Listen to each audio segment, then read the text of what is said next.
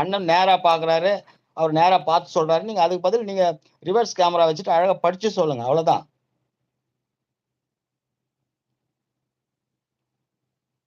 விடுமா பொறாமைன்றது எல்லாத்துலயும் தான் இருக்கு. பொறாமை இல்லாத இதுவே கிடையாது. நம்ம ஏன் அதெல்லாம் போய் கேர் பண்ணிக்கின்னு? நேத்து நீங்க மெசேஜ் போடும்போது பாப்பா இல்லண்ணா. நீங்க சொன்னீங்க தெரியுமா? கரெக்ட்டா இருக்கு, பக்காவா இருக்கு. நீங்க சொன்னீங்க பாப்பா அப்ப இல்ல. ஆமா, ஆமா, ஆமா, ஆமா, ஆமா. பாப்பா இல்ல. பட் நானு சொன்னேன். இன்னைக்கு சுகந்தி அம்மா எனக்கு ஃபோன் பண்ணாங்க. நீங்க நேத்து உங்க லைவ்க்கு வந்திருப்பாங்கன்னு நெனைக்கிறேன் நானு மோஸ்ட்லி. ஆமா. வந்தாங்க, வந்தாங்க. நான் தான் சொல்லி மொத்த அனுப்பிச்சேன். டீட்டெயில்ஸ குடுத்து எல்லாமே செக் பண்ணி பார்த்துட்டு, அவங்களுக்கு எது எது இருக்கக்கூடாதோ மொத்தத்துக்கு டிக் மார்க் குடுத்து இத இத ரிமூவ் பண்ணிடுமான்ட்டேன். இல்லன்னா மானிட்டேஷன் ஆவாது அவங்களுக்கு. வேஸ்ட் அவங்க ஆமா. இது பண்றது. அப்புறம் சொல்லிட்டேன் நானு.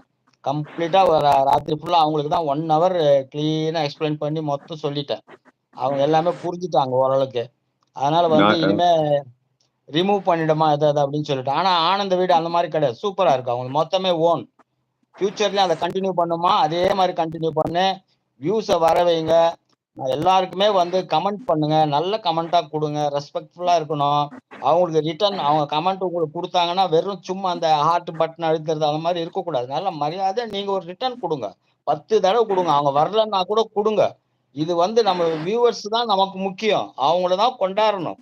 அதனால நான் ரிட்டர்ன் நான் உனக்கு சப்ஸ்கிரைப் பண்ணேன். எனக்கு நீ சப்ஸ்கிரைப் பண்ணுன்ற மாரியெல்லாம் நெனைக்காதீங்க. அவங்க பண்ணலன்னா கூட அவங்களுக்கு திரும்பவும் நீங்க கமெண்ட் பண்ணுங்க. அப்பதான் வந்து நீங்க வந்து ஷைன் ஆவீங்க.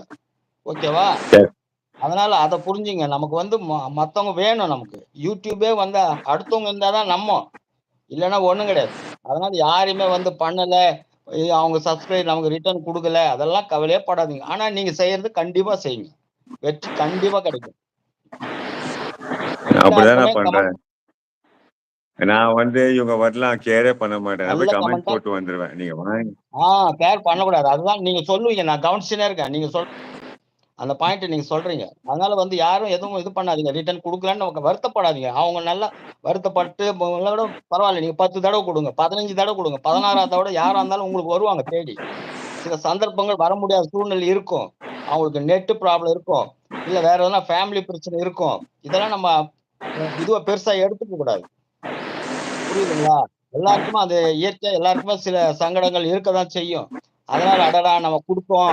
அவங்க வரலையேன்ற மாரி வருத்தமே படக்கூடாது. அதுதான் மெயின். நமக்கு யாரு வராங்கன்னு முக்கியம் இல்லண்ணா. நம்ம யார்கிட்ட போறோம் அதுதான் முக்கியம். அதுதான் கரெக்ட். நம்ம போணும் தேடி. இது வந்து அப்படிதான்.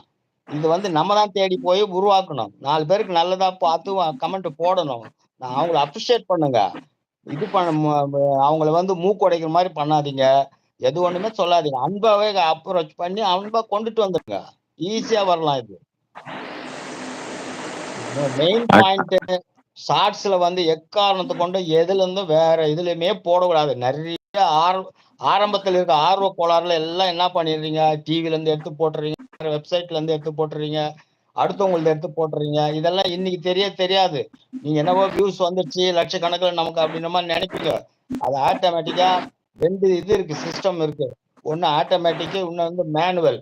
இதுல எதுல மாட்டுனாலும் உங்க சேனல் தூக்கி ஓரம் போட்டுருவாங்க. அப்புறம் உங்களுடைய உழைப்பு ஃபுல்லா வேஸ்ட்டா போயிடும். Only own. 1 வருஷம் கழிச்சு கூட உங்களுக்கு 1 1/2 வருஷம் கழிச்சு கூட உங்களுக்கு வந்து இது வரும். காப்பிரைட்ஸ் வரும். அதனால வந்து அதெல்லாம் பார்த்து சாங்ஸ் கரெக்ட்டா எடுத்து போடுங்க. அடுத்தவங்க இது வந்து எடுத்து போடாதீங்க. டிவில பார்க்கறத எடுத்து போடாதீங்க. வேற வெப்சைட்ல இருக்கிறத எடுத்து போடாதீங்க. அதுக்கெல்லாம் வந்து மானிட்டேஷன் ஆவாது. என்னதான் 4000 வாட்ச் ஹவர்ஸ் வாங்கிட்டா கூட சரி, டம்மி தான். அப்படியே அது கிளியர் ஆகுற வரல ஒண்ணும் பண்ண முடியாது. வெயிட் பண்ணின்னு தான் இருக்கணும். ரீயூஸ் கன்டென்ட் எல்லாம் குடுத்துட்டானா ரொம்ப கஷ்டம். அதுலருந்து நம்ம ரிலீஸ் ஆகுறது ரொம்ப கஷ்டம். உங்களால கண்டுபிடிக்க முடியாது. வீடியோஸ் நெறைய போச்சுன்னா, எந்த வீடியோ ரீயூஸ்டுன்னு உங்களால சொல்ல முடியாது. அத மென்ஷன் பண்ண மாட்டாங்க. சோ நீங்க ரீயூஸ்டுன்ட்டு சொல்லிட்டு இதுல வந்துரும். மெயிலு, யூடியூப் ஸ்டுடியோ போட்டு விட்டுருவான். அவ்வளவுதான் நீ ரீயூஸ்டு கன்டென்ட் யூஸ் பண்ணிட்ட.